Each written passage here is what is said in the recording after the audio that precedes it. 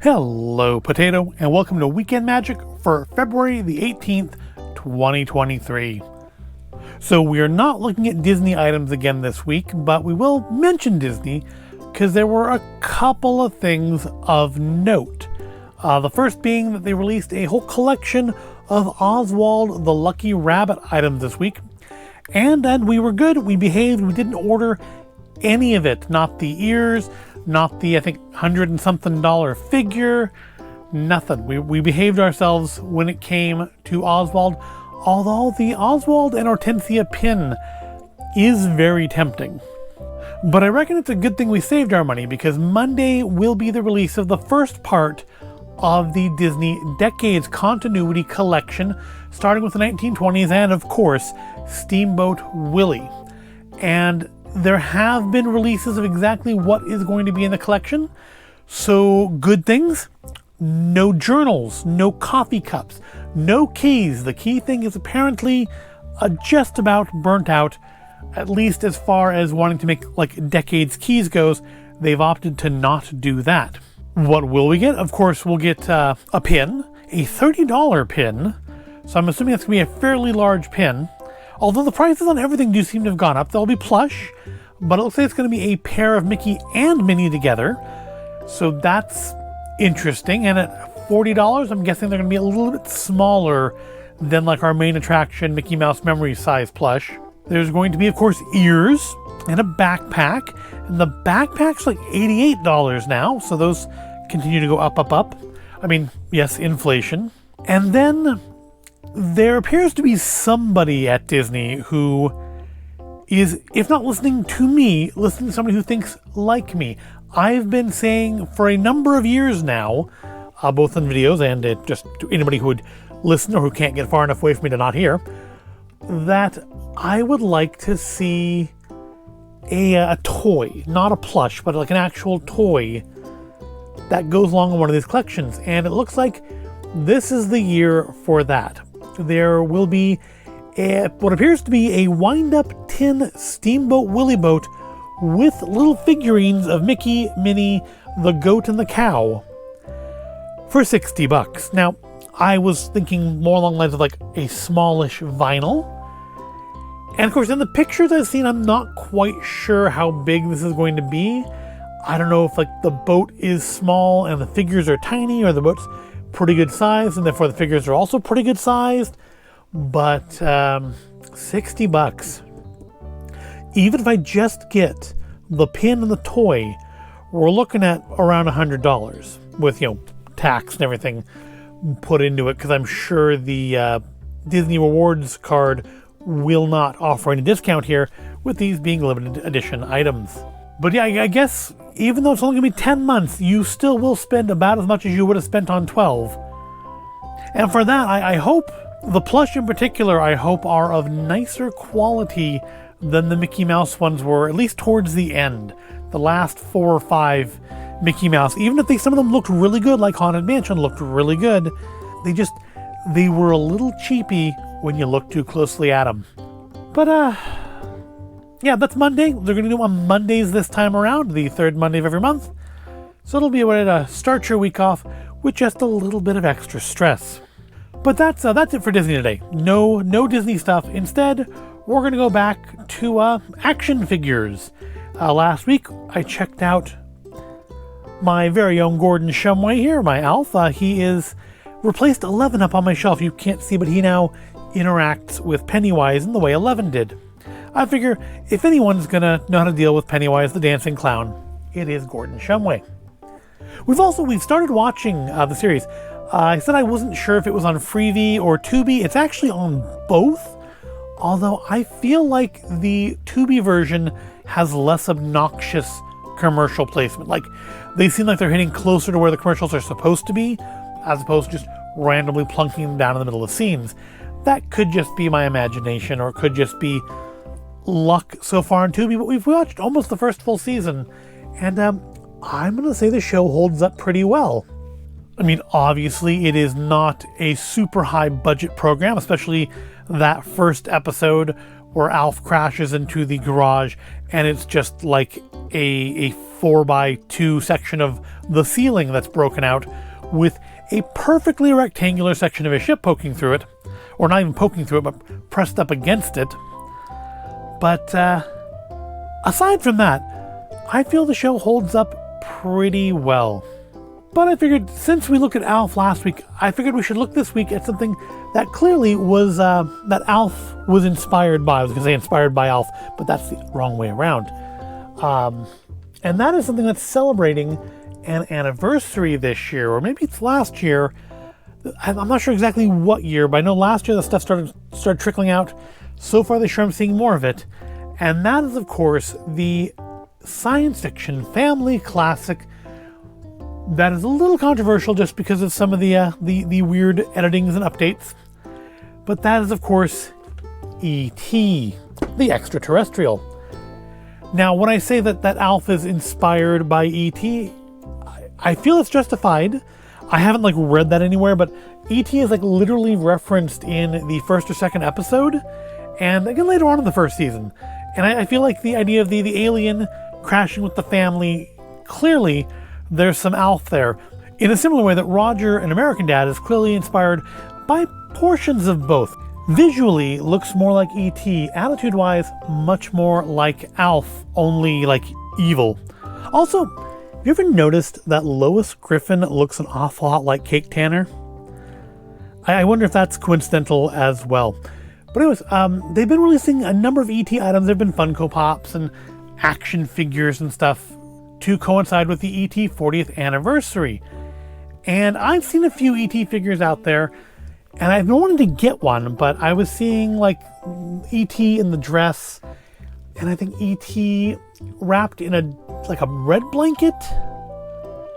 It was E.T. in a form that wasn't just normal, just basic E.T. And then, of course, also there is the E.T. in the bike basket with Elliot. It's almost it's a diorama. There's a Funko Pop version of it too, but of them flying in front of the moon. The only problem with that is, as nice as it looks, is the look on Elliot's face in that version is just horrifying. Go check it out if you haven't.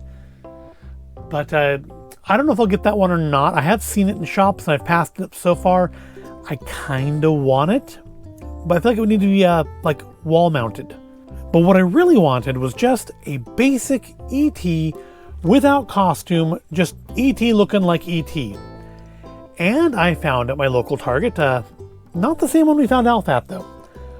They did actually have this one, the Ultimate E.T. Now the thing is, I don't think this is the Ultimate E.T. because I'm pretty sure I have seen images of one that may have a few more accessories, but that more importantly has light up features. And I don't think this one does, but I swear I've seen images of one that has a light up heart, kind of like what's pictured here.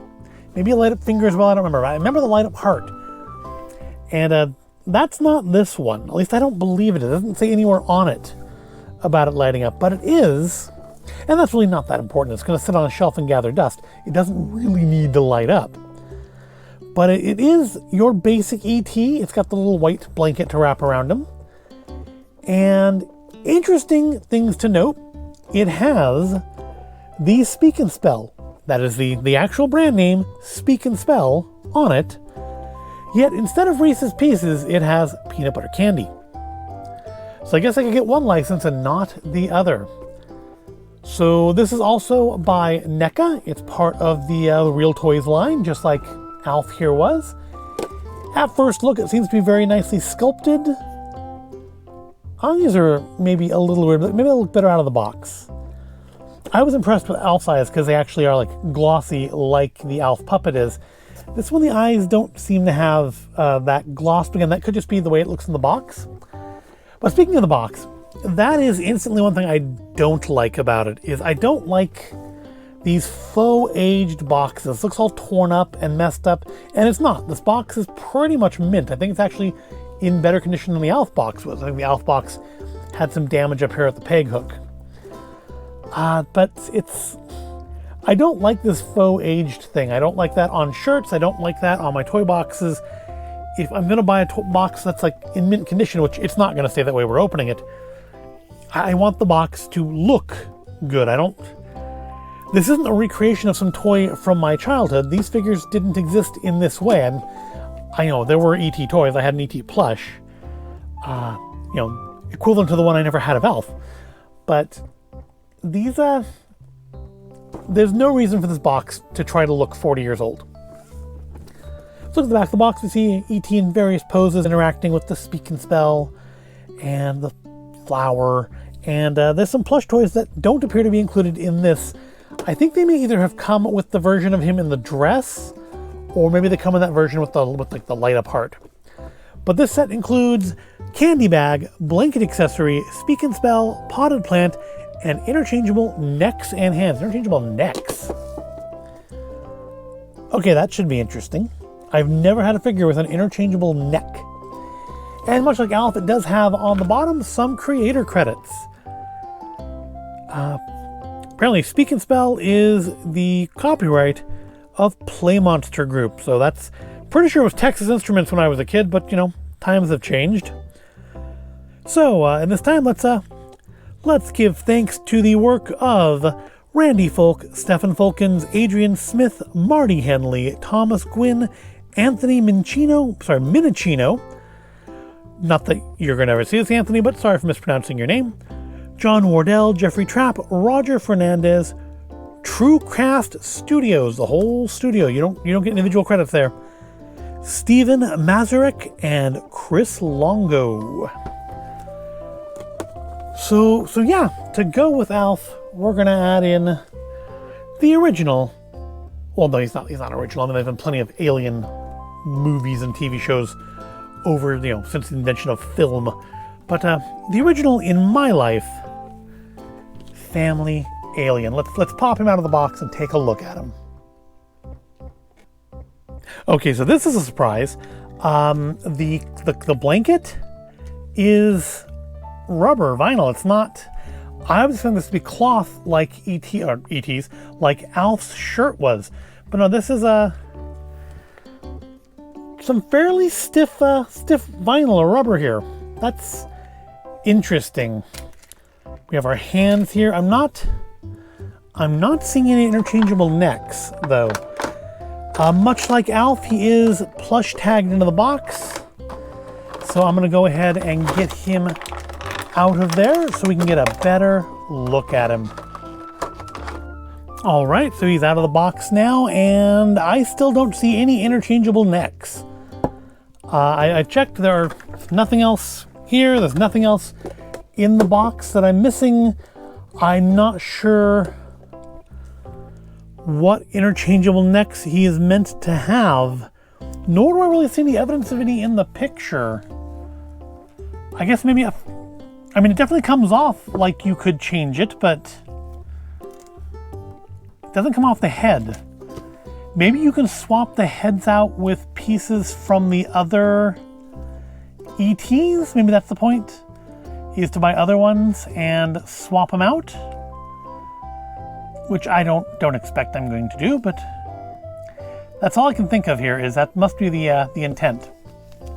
So the sculpt, yeah, the eyes should be a little bit more shiny, I think, but otherwise very nicely sculpted, nicely detailed. He's not as articulated as ALF over there was, but to be fair, he didn't move with any real level of articulation in the film either. We have a little bit of a twisting available on the feet, and they do have the little peg holes in them, so you can put it on a stand if you want to, but he seems actually pretty stable. Very low center of gravity on him. The arms, we have a little good, nice range of motion on his arms. Not so much on the wrists, but good elbow, a lot of good motion on the shoulder area. Of course, no waist pivots or anything because he doesn't pivot that way in the movie. Good range on the head, I think. I mean, at least to a point that would be like believable for the character. It's yeah, I don't get the changeable neck thing, because especially because the neck, while it comes off of the body very easily, it doesn't seem like it feels like it wants to come off the head, and I don't want to sit there and force the issue and break my brand new figure. Then we have the changeable hands. Of course, we have hands meant for gripping his accessories, but I think the hand that we need to use is, of course, this one. How easy do the hands come off? ALF, one hand came off really easy, and the other hand was difficult. This one feels like we're going more with the difficult. Like, again, I have this fear that I'm going to break something trying to take his hand off. So maybe I just won't. As much as oh wait, there it goes. It's just got a very, very long post on it, which I guess is good. It keeps it from falling out on its own. So there we go. That's the hand you need. Let's look at his accessories. Plant, got a little molding error right there. Looks like there was the seam on the mold.